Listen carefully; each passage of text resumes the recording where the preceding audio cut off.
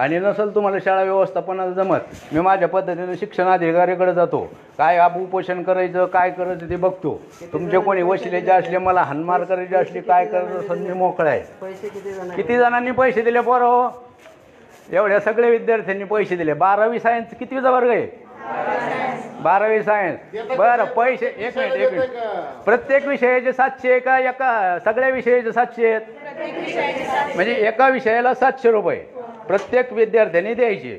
दुसरी गोष्ट का मला असं विद्यार्थ्यांनी सांगितलंय का शबाना मॅडमने सांगितलं का पैसे न दिलास तुमचे मार्क कट होतील, पैसे द्या नाही तर तुम्हाला मार्क कमी पडतील. 30 मार्क माझ्या हातात आहे. बरोबर आहे? मोठ्याने बोला.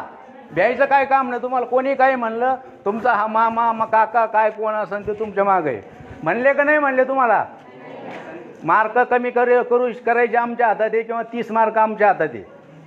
बरोबर आहे ना? वर हात करा, नाही तर बोला, भेऊ नका. कोणी तुम्हाला काही म्हणणार नाही. आपला अधिकार आहे. महात्मा गांधींनी अधिकार दिलेला आहे, लोकमान्य टिळकांनी सांगितलेलं आहे. तुम्ही सगळ्या शिक्षकांना सांगा का बाबा ज्यांचे पैसे घेतलेत त्यांचे सगळ्यांचे पैसे परत करा. पेड करायला मी दिले होते 2-3 जणाला, त्यांनी माझे पैसे फोनपेने टाकून दिलेत. विद्यार्थी मित्र हो, सगळ्याला माझी सूचना आहे, तुम्हाला जर तुमचे पैसे परत मिळाले नाहीत तर तुमच्या वडिलांना सांगा का बाबा सरांना फोन करायचा, तो फोन रेकॉर्ड करायचा आणि तुमचे पैसे नाही दिले तर फक्त माझ्याकडे यायचे.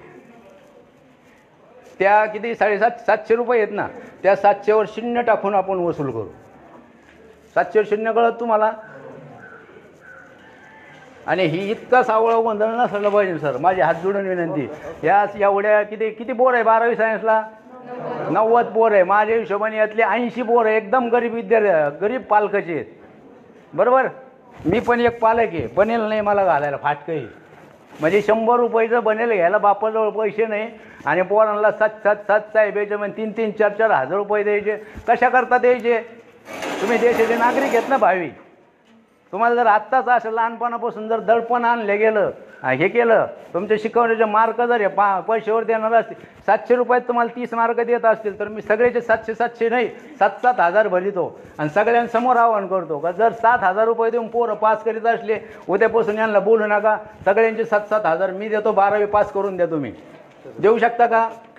तुम्ही जे मांडला ना प्रश्न तो मार्ग गेला आपण नाही 30 मार्क तुम्ही 700 देणार आहे ना, मी 7,000 देतो तुम्हाला. आणा पोरं पास करून सगळे माझेच लेकर आहे. मॅडमला शिकवू द्या, आपण चर्चा करू. आता आपण विचारलं बोललो हे सगळं एकदम चुकीचं आहे. हे पद्धत शाळा व्यवस्थापन किंवा प्राचार्य जे काय कोणी असन तुम्ही ते लक्ष घाला. ह्या प्रत्येक विद्यार्थ्याचे पैसे रिटर्न करा. माझ्याकडे ग्रुप तयार आहे, मी प्रत्येक पोरांना विचारणार आहे.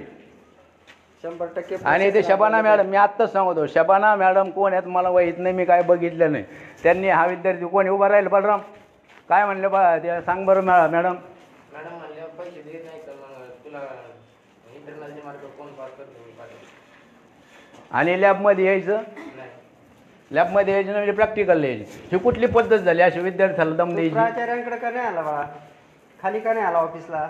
कुंपणात खातं सगळीकडंच आहे. पोलीस सगळे गेले म्हणजे आमदाराचा फोन येतो आमदारकडं. अहो यातले सगळे पोरं रात्री मी फोन केले बऱ्याचशा पोरांना, सगळे टमाटामा बोलत होते. नंतर सकाळी मी आता कॅमेरा घेतला तर एक सगळे पळून गेले. ऐका ना, तो का नाही आला बाळा? समोर आलाय तो आपण सोडून घेऊन इथे. नाही तुम्ही विचार करा ना. अहो 6 महिने झाले रोज पोरांना ताकीद आहे, दमदाटी. तुमच्या इथल्या शाळा व्यवस्थापनाचं काम आहे ना का बा हे पैसे कशाला गोळा करता? विचार केला का तुम्ही? एक विषय 700, 742, 4, 90 पोरं, 9-36, 3,60,000 रुपये जे गोळा केले हे शिक्षकांनी खाल्ले, शाळा व्यवस्थापने घेतले का प्राचार्यांनी खाल्ले? कोणी खाल्ले हे पैसे? आपण चर्चा करू ना.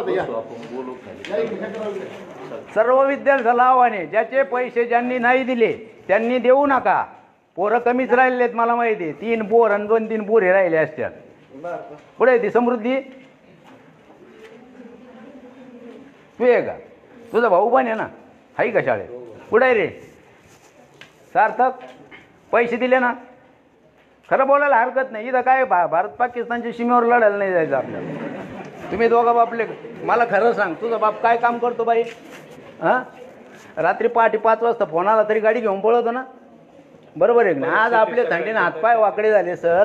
आता ही मुलगी आहे, मुलीला फुकट शिक्षण आहे. तिचा बाप संध्याकाळी 7 वाजता धारा काढतो 4 गायाच्या, झाडून घेतो, त्या दुधाला 20 रुपये भाव नाही. तुम्ही पाण्याची बाटली 25 रुपयाची घेऊन प्यादा आणि ह्या विद्यार्थ्याकडून 700 रुपये गोळा करतो. शोभत बरोबर आहे. तुझा बाप शेण धारा धुराच काढतो ना. तुझा बाप शेण करत उचलितो ना. तुपल्या आई दारे धरती ना. नाही नाही, तिची आई पाठी उतरून दारे धरती आणि तुम्ही त्याच्याकडून 742 रुपये घ्या. नाही नाही, किती खाली आता गरीब कोण आहे म्हणलं वर हात करणार नाही, त्यांना लाज वाटणार आहे. पण माझ्या हिशोबाने 80% गरीब आहे. आणि जे श्रीमंत, जे लई श्रीमंत आहे ते पुण्या मुंबईला जातात ना शिकायला. ज्याच्याकडे पैसे आहे ते कशाला येते? अहो पैसे घ्यायची काही पद्धत नाही सर. तू कसा पास होतो मी बघते. हे कोणती तुमची निजामशाही झाली. आणि ह्या पैशाच्या बाबतीत जर एकाही शिक्षकाने तुम्हाला जमदाटी, बाकीचं मॅडम माझं पूर्ण अनुमोदन आहे. यांनी जनरल लिहिले नाही त्यांना शिक्षा करा. आमच्या टायमाला पाठक सर्व दे वरून हात ठेवायचे आणि रुलाने हाणायचे. 3 दिवस बोटं सरळ होत नव्हती. तांबुळे सर तुम्हाला माहिती आहे, चिमटा घेतला तर 3 दिवस काळे निळे वन होते. पोरांना शिक्षा करण्याबद्दल माझं दुमत नाही. मी सुद्धा तुम्हाला स्वतः कित्येक वेळा सांगितलेलं आहे का शाळेत उशिरा आला, त्याने लिखाण पूर्ण केलं नाही, त्याला शिक्षा करा. चला बोलू आपण. चल